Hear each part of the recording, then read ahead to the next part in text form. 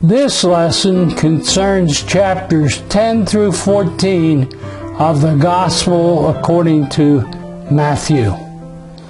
In chapter 10, Jesus sends out his disciples to spread the word. God also calls you to do that. But when God calls you, he will equip you for the tasks that he wants you to fulfill. It has well been said that the will of God does not send you where the grace of God cannot keep you. The will of God does not send you where the grace of God cannot keep you. When the Lord sent out the disciples to spread the word in chapter 10 of Matthew, he gave them the authority to heal and to cast out demons. He will also likewise give you the strength and authority to complete the task that he assigns to you. You can do all things through Jesus Christ who loves you. Christ never promises an easy life. He never did. It is a wonderful privilege to be an ambassador for the King. But there is a price to pay. The cost of your discipleship. Because we are sheep among wolves, verse 16. Sword bearers, verses 34 through 36. And cross bearers, verses 37 through 39. The world will hate you because it hated him first. Christ wants us to give freely to others, Matthew chapter 10, verse 8. The apostles had power to do miracles, but even giving a cup of cold water is service to the Lord, verse 42. Everything that we have is a gift from God and must be shared lovingly with others. Do you share what you have with others? We must live by faith and trust God to provide. And yet another lesson in Matthew chapter 10 is that Christ can take away all fear. If you fear God, you need fear nothing else. Verses 27 through 41. You are precious to your Father, and he will take care of you. God's servants should be committed until their work is done, until the task that he has assigned to you has been completed. Matthew chapter 11 deals with John the Baptist, the time when John the Baptist was perplexed and perhaps a little bit discouraged. He had served God faithfully, and yet he was in prison. His work was ended, and he was not sure what Jesus was doing, whether Jesus was ministering as he should.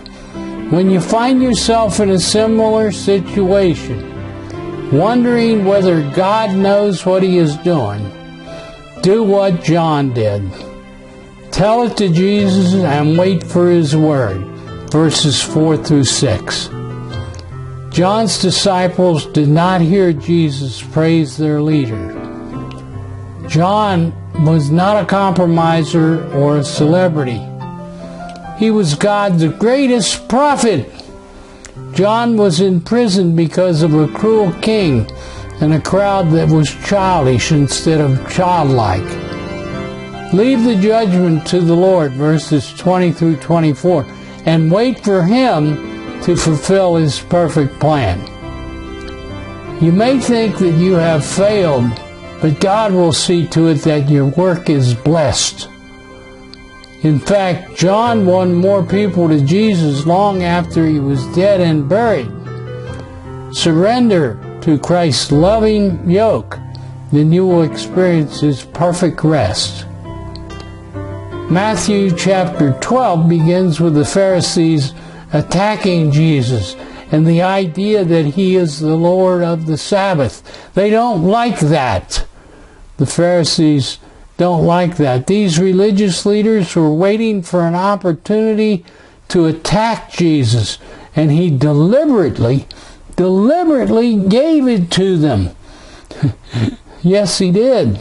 What a tragedy to be burdened as the Pharisees were by legalism when you could enjoy the true Sabbath rest.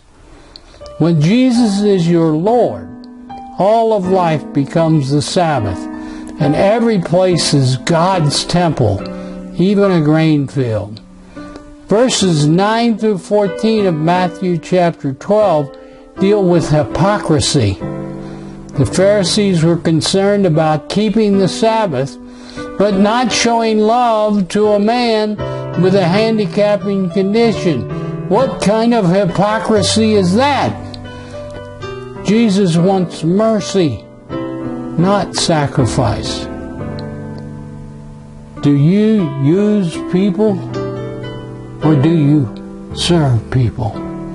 I hope you serve others, because Jesus was not a user of persons. He was a server of those people. Verses 15 through 32 of chapter 12 are about victory. Jesus has come to this earth. He is the stronger man who has invaded Satan's house, overcome him, taken his weapons, and is now claiming his spoils. Put on the armor and join Jesus in victory. Verses 43 through 50 are about neutrality.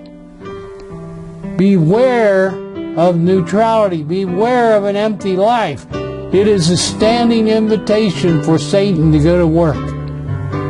In the spiritual war being waged today, you cannot be neutral. You are either for him or against him. Chapter 13 is filled with parables. So let's talk first of all about what a parable is. It's more than a cute little story. Each parable has a moral imperative, something you are called to do, you must do, or it has a moral message. These messages can only be understood by the believer. Key point: non-believers can't understand the point of the parable.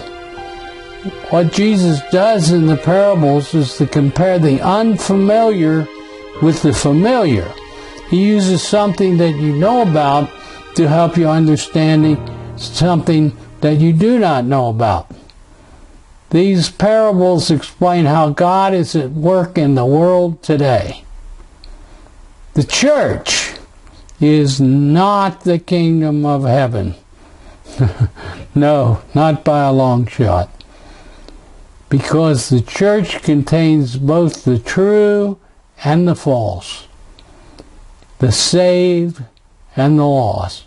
The kingdom of heaven is made up of all who profess true allegiance to God. Not all who profess, but all who profess true allegiance to God. God is sowing his word in human hearts and looking for fruit. He is sowing his people in the world where they can produce a harvest. At the end of the age, he will separate the true from the false and the good from the bad. Is your profession of faith authentic? Is it a true profession? Or would you be seen as counterfeit at the end of the age? Matthew chapter 7 verses 21 through 29. Does your heart receive the word? The seed has life and power and can produce a harvest of blessing in your life. Do you hear him? Do you listen to God? Can God plant you where he wants you? You are a seed containing his divine life, but a seed must be planted to produce fruit. Do you share with others what he teaches you? Verses 51 through 52 of Matthew chapter 13. Truth must not be hoarded. It must be shared so that others can be saved and be filled with faith. Matthew chapter 14 has three interesting passages. John the Baptist is beheaded. Then Jesus feeds the 5,000. And finally, Jesus walks on water. The disciples of John the Baptist were stunned. Their leader had been beheaded. So Jesus shared their grief over that tragic incident. Verses 1 through 12 of Matthew 14. They shared their grief with Jesus Christ. Life will bring its disappointments to you. You must learn how to handle them. Share them with Jesus, and He will help you with your grief. He will make your burden lighter. Bring it to Jesus. Verse 13 through 21 of Matthew 14. Then in the feeding of the 5,000, the 12 apostles said, "Send them away. We don't have any food for them." But Jesus said, "Bring what you have to me. Bring what you have. Give Him your all, and He will use it to meet the need." Just as Jesus used the loaves and the fishes to feed the 5,000. He can do the impossible with whatever is given to Him.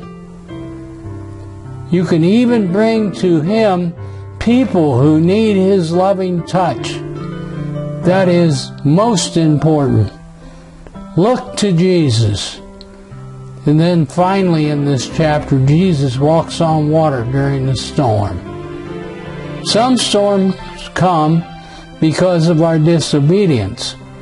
But this one came because the disciples obeyed Jesus. He told them to go out in the boat. Peter left the boat, and he could walk on the water, but when he was distracted by the dangers around him, he took his eyes off of Jesus. Don't take your eyes off of Jesus. Put your focus there. We look up to Jesus by faith when we trust in His Word. Beware of distractions. They interfere with your faith. Keep your focus on Jesus Christ. G. Campbell Morgan wrote, "He is nigh when He seems absent. He is watching when He seems blind. He is active when He seems idle." Remember that Jesus is always near, that He is always watching, and that He is always active. So that covers chapters 10 through 14 of the Gospel of our Lord, according to the Apostle Matthew.